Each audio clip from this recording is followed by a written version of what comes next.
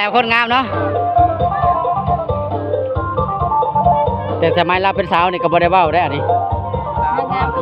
สาวลือได้สมัยเป็นสาวนี่ยังเป็นสาวลือนะส่วนนี้ก็ยังงามอยู่เนาะลูกจักลูกเลยลูกคนเดียวลูกหนึ่งยังงามอยู่ลูกหนึ่งยังงามอยู่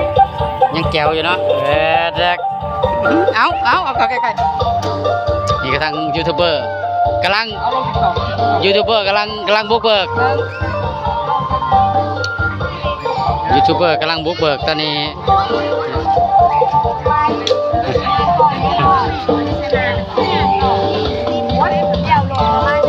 ในกระสาวเลยบุญปางได้นี่ขาดเพิ่นบ่ได้นี่แบบตัวนางพิมพาตัวประกอบทุกๆงานตัวประกอบทุกๆงานอันนี้ก็เจ้พลน้องพลอีหล่ะนี่ก็คือขาดบ่ได้ทุกๆงานต้องมีเธอทองพลยาอันนี้ยังมีแต่สาวซ้ำน้อยพี่น้องเนาะสาวซ้ำน้อยสาวซ้ำใหญ่จักไปใช้เบิด มีแต่สาวซ้ำน้อยสาวซ้ำใหญ่แล้วไปเมืองไทยหมดเดี๋ยวเราถ่าเพิ่งทางครูบาเพิ่นยังแห่ที่เขามาอยู่พี่น้องแต่เฮามาละถ่าอยู่วัดว่าเฮามาบ่ทันเนาะไปทางประสาเฮาเลยมาเราถ่าอยู่วัดสักกัน เอารีวิว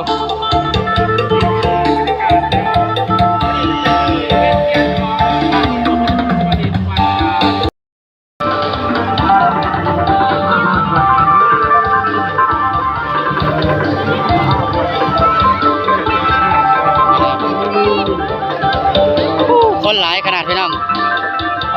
ซ้ำกับแห่นางสังขารซื่อๆ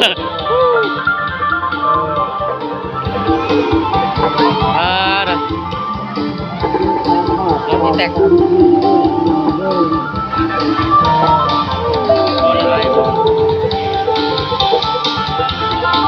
ซ้ำกับแห่นางสังขารเราซื่อๆพี่น้องของรถอาจจะชนชาวบ้านคนห่วงหลายขนาด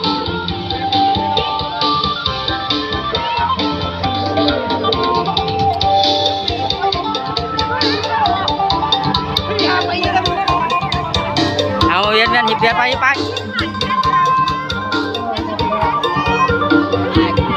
สาวสำน้อยสาวสำใหญ่มีมด ไปพี่น้องเขาจะพากันแห่ไปทำการพี่น้องเนาะเพื่อนจะแห่อยู่3 หอบ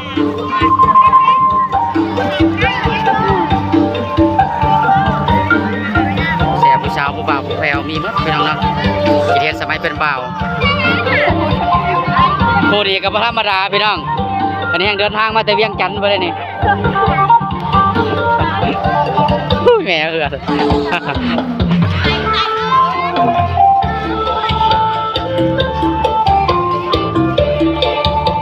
เกือบ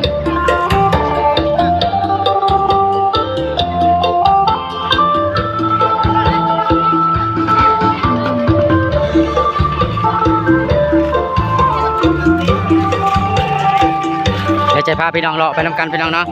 เพื่อนจะให้หอบวัดอยู่3 หอบจะพาพี่น้องย่างไปทำกันอันนี้จะเป็นบอนเพิ่นบูชาไฟพระธาตุทรายพี่น้องเป็นต้นโพงาม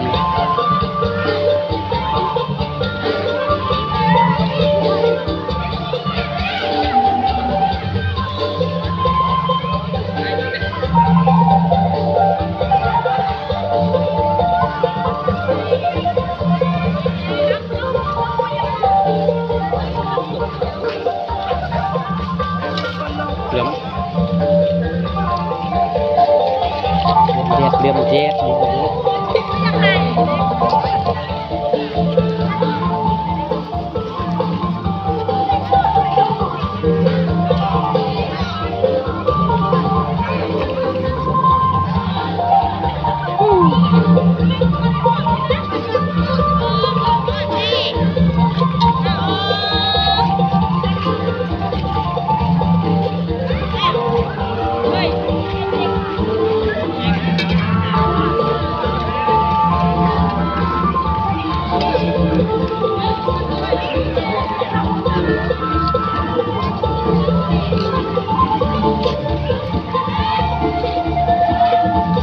ใกล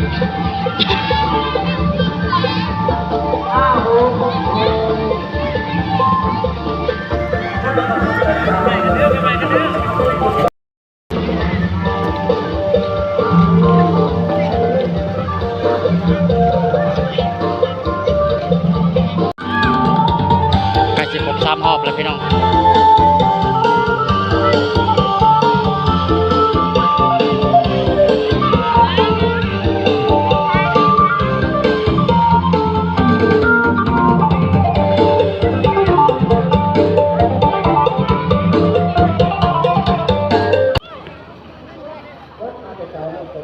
เอาที่ว่าหลังจากที่เพิ่นแห่ครบ3 รอบเป็นที่เรียบร้อยเนาะที่ว่าตอนนี้เพิ่นก็จะมาพังเทศน์บูชาเฮือบบูชาพระธาตุทรายพี่น้องเนาะคนหลายหลาย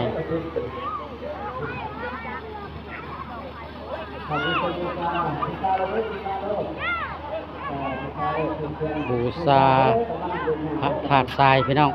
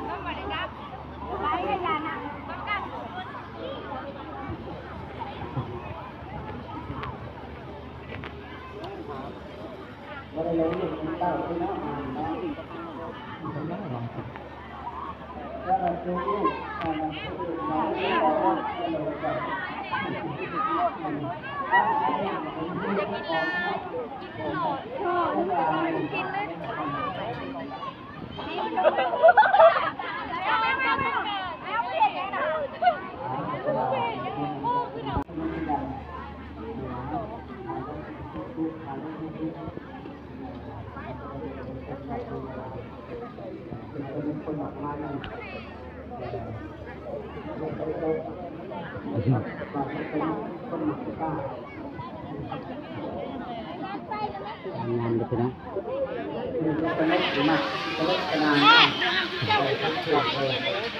แค่พี่น้องอันนี้ฮุบแค่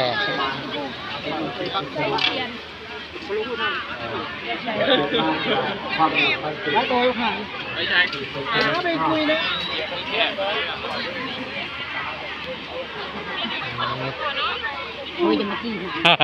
เพื่ออะไรเพื่ออะไรใครย่อยเนาะเพื่ออะไรใครย่อยเพื่ออะไรใครย่อยหนึ่งแขกกระโตบักใหญ่หนึ่งพี่น้องปัก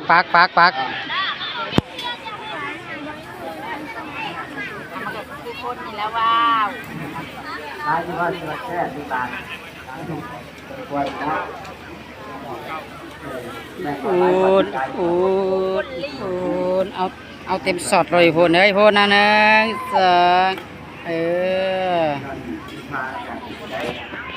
ขับไปเย็นดีขนาดเนาะบ่ฮ้อนบ่หนาว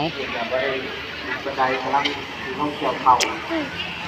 กำลังต้องเกี่ยวเข่าได้ส่วนนอกเก็บปูเข่าเนื้อไปวันตรวจจอเยอะนานอยู่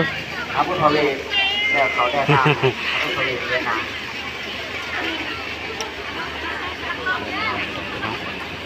คนหลายเกี่ยวเข่าตั้งเอาดอกแล้วไว้ดอกตั้งเอา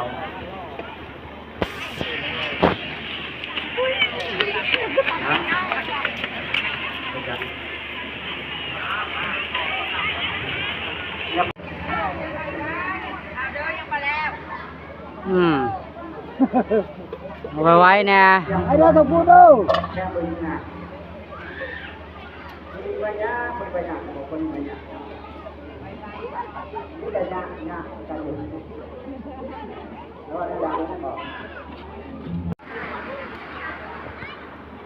พอดูมาอยู่บ่พอดู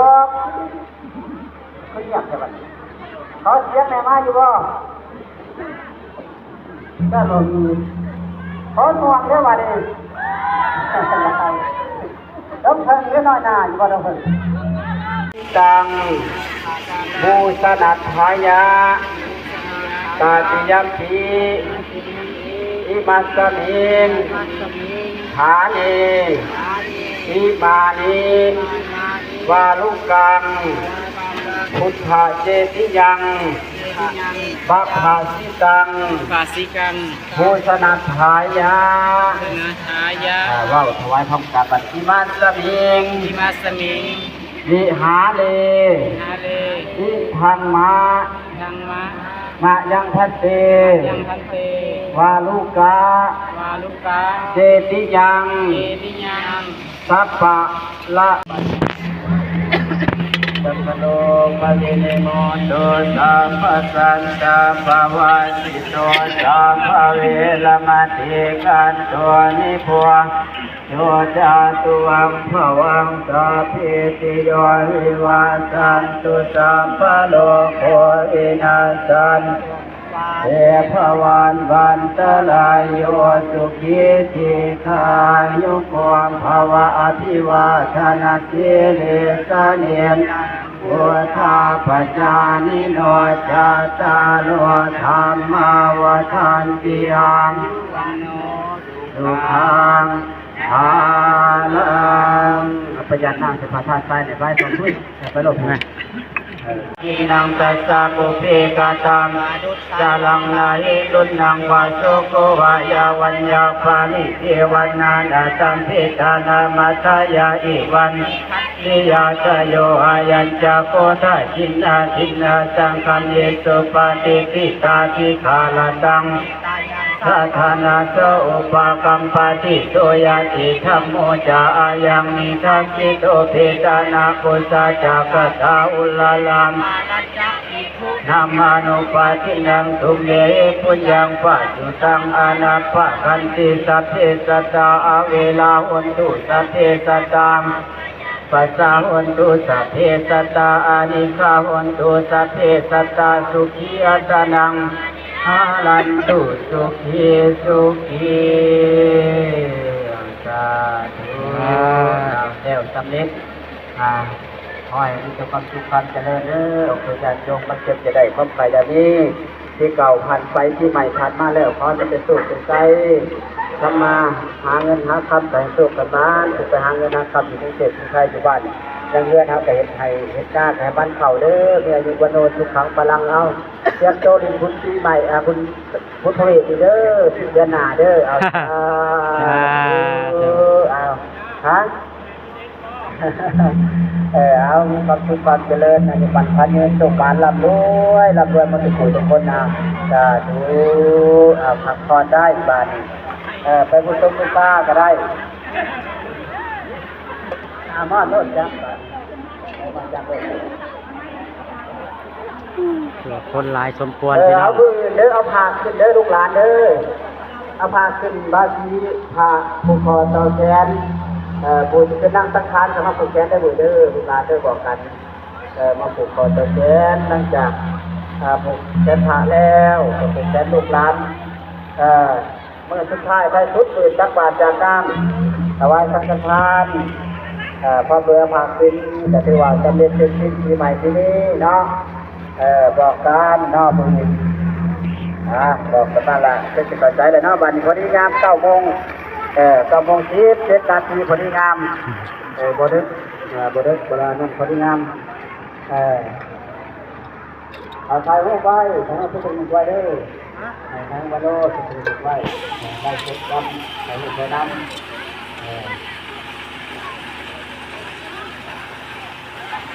สถานที่จะมอสมในสถานที่กระดาษที่ดีไปมอไปเดินหน้าไปเดินหน้าเดินหน้ากระดาษหนักมอสมเลย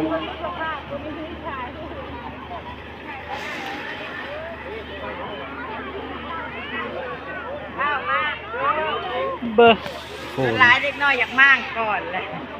ตื่นมาเฮ็ดแต่หอยมาก คันมีเงินแห่งไว้กว่าหัน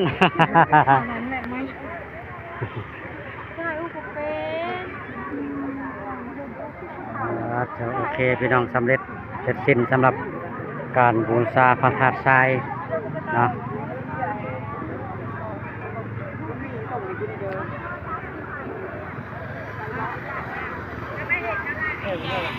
เอาถือว่าโอเคพี่น้องเนาะถือว่าสำเร็จสำหรับประเพณี อันเก่าแก่พี่น้องเนาะที่เคยปฏิบัติกันสืบทอดกันมาแต่โบราณกาลพุ่นแหละพี่น้องบางเขตบางท้องถิ่นก็บ่ค่อยเห็นได้พี่น้องเนาะสำหรับประเพณีแบบนี้เพอบางบ่อนก็แม่นปล่อยปะละเลยเนาะไปตามฮีตอันใหม่ไปตามแบบทางอันใหม่แต่ว่าแบบนี้ถือว่ายากแล้วพี่น้องเนาะที่เราจะเห็นสุดท้ายจะอยู่แถวเขตนอกแถวเขตในตัวเมืองเขตต่างๆนี่แม่นถือว่าบ่มีได้พี่น้องเนาะแต่ว่ามื้อนี้เบาก็ได้นำเอาบรรยากาศดังกล่าวมาให้พี่น้องเฮาเบิ่งพี่น้องเนาะฝากกดไลค์กดแชร์กดติดตามเป็นกำลังใจเนาะสำหรับคลิปนี้บ่มีหยังหลายขอกล่าวคำว่าสบายดีปีใหม่พี่น้อง เอาเนาะคือว่าบ้านห่วงจะร้ายอันชาวพุทธครับเกือบประเทศไปเลย ถั่วเลยนะ แต่ตอนนี้จำบางมือบางวัดกับตบกร